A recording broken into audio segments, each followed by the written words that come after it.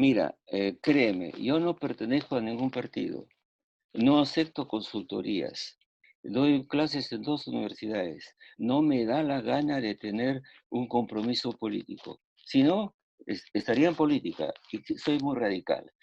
Cuando he hecho política, estaba en la Juventud Comunista en San Marcos, fui comunista, yo no fui de izquierda, pues, fui comunista. Es como esos señores que le dicen, oiga, señor Pérez o Muñoz, usted es bien católico, ¿no? Ah, ¿por qué? Lo vemos siempre en la iglesia del Pilar de San Isidro cada domingo. Y el señor Muñoz dice, por eso me cree usted que soy muy católico, yo estudié para cura.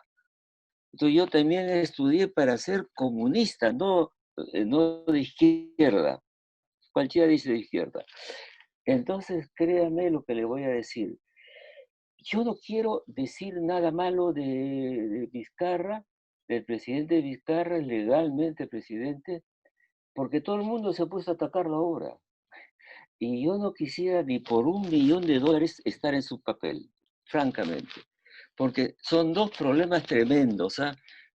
Si no haces la cuarentena, cuando haces la cuarentena salvas a gentes, pero se viene abajo la economía. Si sueltas para la economía, la gente va a salir a la calle y va a haber más muertos. Bien difícil.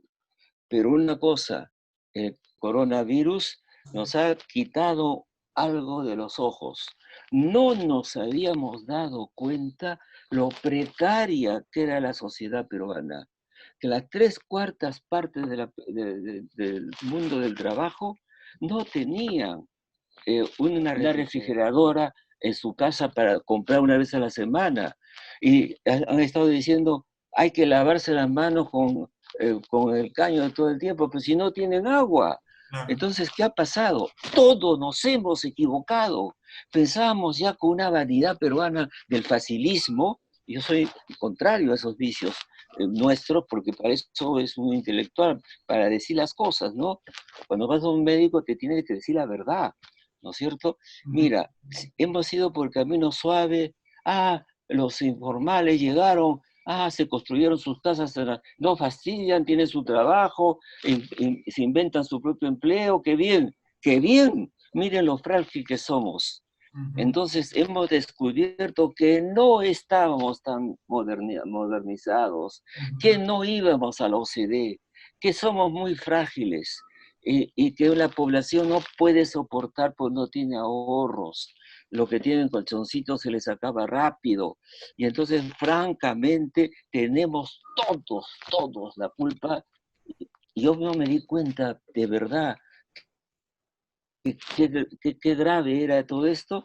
Han pasado 20 años de crecimiento económico.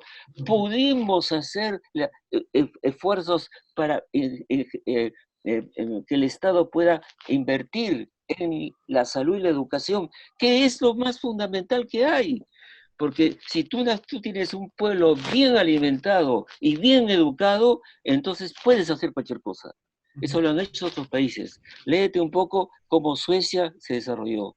Suecia en 1900 era un país del norte de Europa pobretón y crecía la población. ¿Y sabes qué hacían? Se iban a Estados Unidos. Por muy blancazos eran campesinos muy pobres y se iban. ¿Cómo hicieron para modificar eso?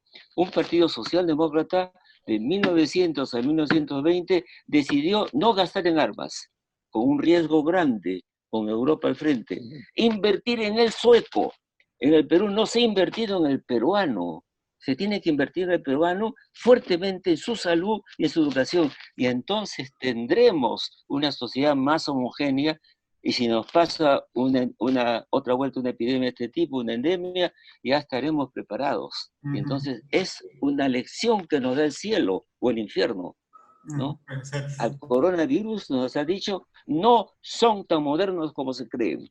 Claro. Chile está en la OCDE, no tiene informales. Uruguay es un país moderno, informales. Ujú. Ningún país tiene informales, no se llega a hacer una sociedad moderna, ¿no? Que se pueda autoalimentar. ¿Tú crees que hay japoneses informales? ¿Tú crees que hay en México suficientes informales? Se van por general a los Estados Unidos.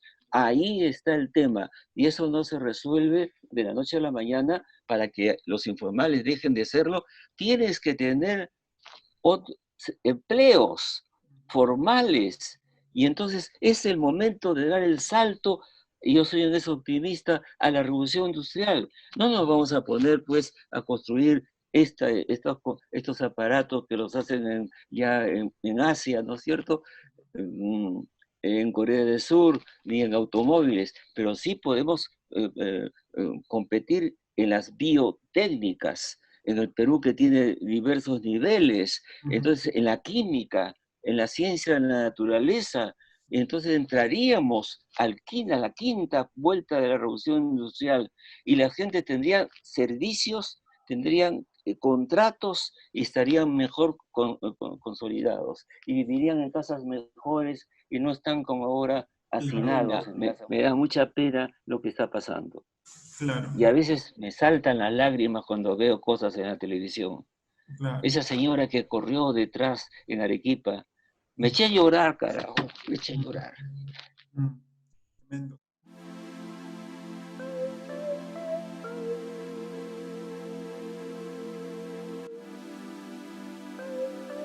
Primero, se necesita un Estado. Mira Europa, es economía capitalista, economía de mercado. El Estado es fuerte. La educación, yo he vivido en Francia más tiempo en el Perú, la educación es gratuita y de calidad. El profesor, yo he sido profesor en Francia por concurso, ¿ah? Nadie es catedrático si no pasa un concurso público. Es de calidad, el profesor gana bien, los alumnos pagan un centavo, estudian y jalan también alumnos. ¿Eh? O sea, hay jale, no como el facilismo que se ha establecido en la educación en este momento en el Perú. Entonces, el Estado es importante, pero no el Estado es suficiente. El Estado no debe hacer muchas empresas, para eso están los empresarios. Hay que dejarle el espacio. Y lo hacen mejor, lo hacen por muchas razones. Entonces tenemos que tener un equilibrio, Estado fuerte, sociedad fuerte de producción. Ese es un primer elemento. Y para eso hay que pagar impuestos. Y para eso deben dejar de pensar que se llega al poder para robar. Eso también el tremendo problema de los Odebrecht, ¿no es cierto? De la corrupción. El que menos es corrupto, no es posible. Así no se va a ningún sitio. Y la segunda cosa es que eso hay que hacerlo con un plan, con un pacto de clases para que podamos en 10 o 15 años salir del lugar en que estamos. No estamos en el siglo XXI. Tenemos que entrar a la sociedad del siglo XXI y mandar a millares de jóvenes peruanos a estudiar las ciencias más difíciles. Mira, te cuento una anécdota. Yo tengo dos almas en San Marcos, y donde estudié en París. He ido, cuando la última vez que fui, encontré que había una cantidad de estudiantes chinos e hindúes con sus cosas ahí. Y sabes qué, envían a sus hijos a estudiar a Estados Unidos, a Europa y regresan. ¿Por qué no las empresas no le pagan a los estudiantes unas becas que vayan a estudiar las ciencias más avanzadas, no técnicas, no aplicaciones, ciencias a partir de la base fundamental? Eso es lo que tenemos que hacer. Salud, educación, democracia, ¿no es cierto? Para tener libertad para hablar, y luego igualdad y dejarnos de maltratarnos entre nosotros mismos. Seguimos insultándonos en una discusión, dices a uno tipo chole mierda y el otro dice blanco conchetumare, y eso no puede ser. Los peruanos deben estimarse porque es un pueblo que ha sufrido muchísimo y tiene que unirse. Y si alguien piensa distinto que yo, tiene su derecho. No se puede hacer política tratando de aplastar al otro. La democracia, mi querido amigo, y tú lo sabes muy bien, es mayorías y minorías. Y el que pierde, pierde, pues. Y el que gana no tiene que aplastar al otro. Tenemos que respetarnos nosotros mismos, tratarnos mejor. Eso es un problema social, cultural, ¿no? Y que el puneño conozca a Piura y el piurano conozca Puno. No nos conocemos.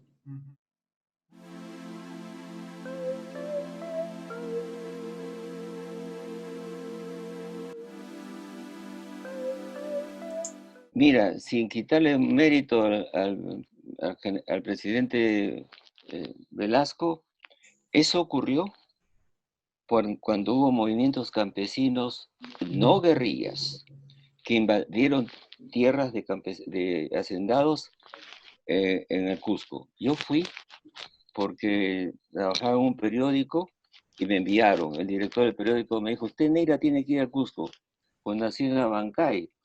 Y me dijo, usted ha sido alumno de Arguedas y alumno de Matos Mar. O sea que es el único acá de los periodistas, los editores, eh, eh, que conoce bien eso. Vaya, fui. Me llevé una sorpresa. Fui directamente, yo había estado en el Partido Comunista y ya no lo era, y fui a la gente del Partido Comunista y me dijeron, Hugo, no tengo nada que ver con esto, no lo manejamos. Hay una federación campesina que tiene 1.800 sindicatos por todas partes. Han formado sindicatos en las haciendas por todas partes. ¿Cómo no es posible?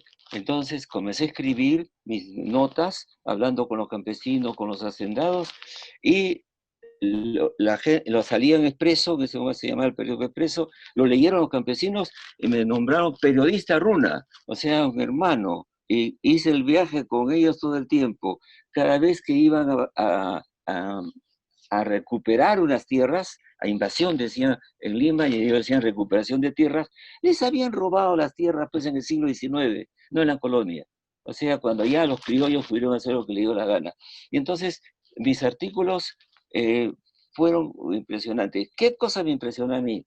Encontré una élite de campesinos que habían hecho el servicio militar, que hablaban bien castellano y quechua, y que eran ellos mismos que estaban haciendo su propia revolución.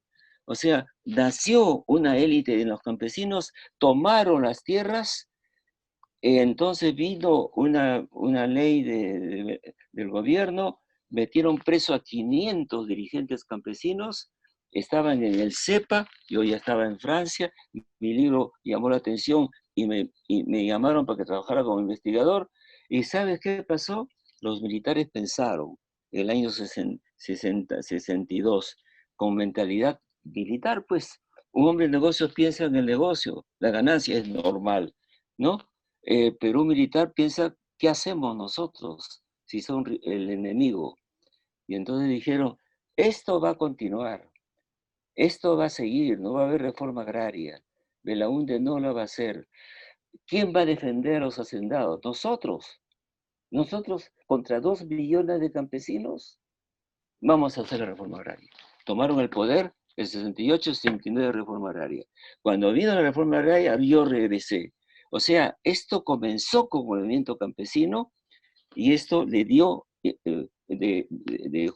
eso fue de Jury, y el otro, de Jury fue Velasco, de facto fue ese grupo de campesinos. Uno de ellos, Saturnino Wilca, yo escribí, hablaba en quechua, tradujimos, escribí La vida de un campesino, están 7 lenguas en todo el mundo.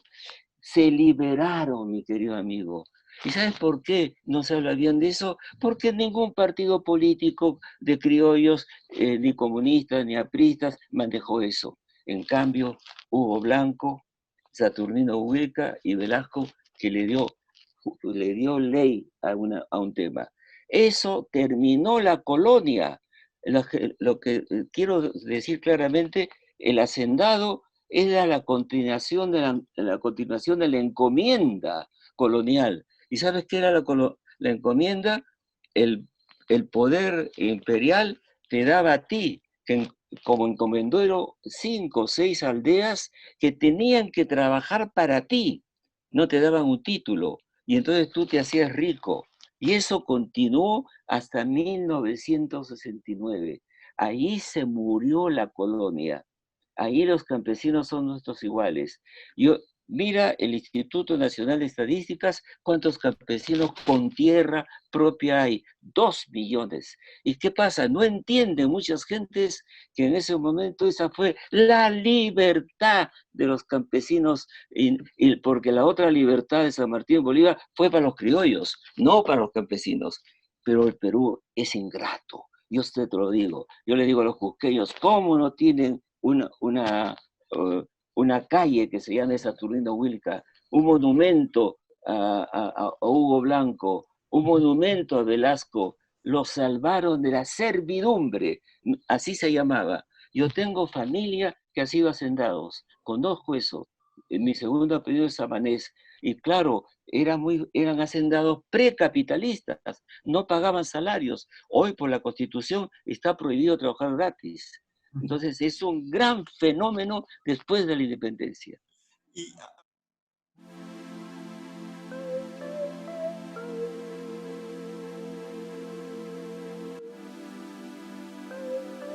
Lo que quieren con Hugo Blanco es marcarlo como terrorista. Terrorista es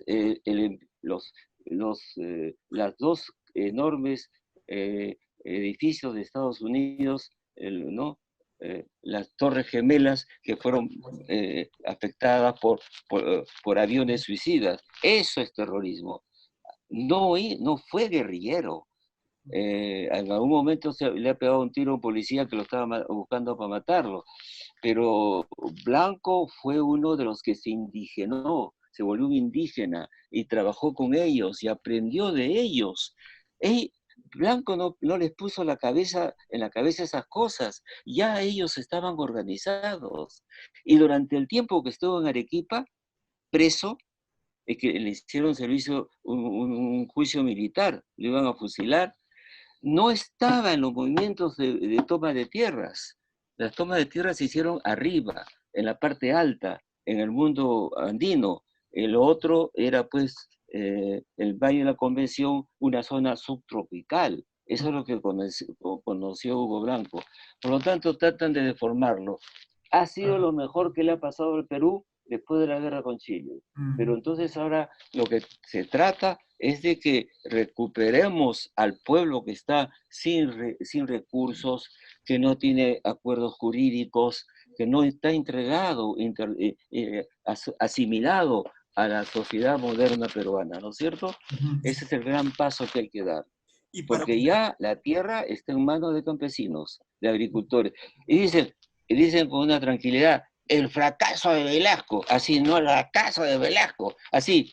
Y la papa que usted come, el maíz que usted come, ¿de dónde cree que viene? De esos idiotas que hoy día trabajan mucho mejor que las haciendas. Las haciendas no eran capitalistas, ¿ah? Eran precapitalistas, y eran muy pobretones los hacendados también. No era que eran muy ricos, ¿ah?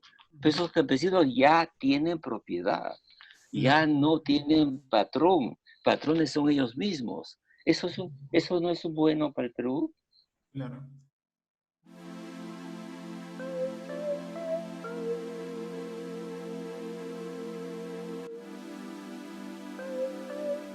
Ese es el problema del otro. Allá él, allá los que no han leído a Basadre, allá los que no han leído a Mariátegui, allá ellos los que no han sabido, por ejemplo, leer los libros formidables que tuvo mi generación de los 70.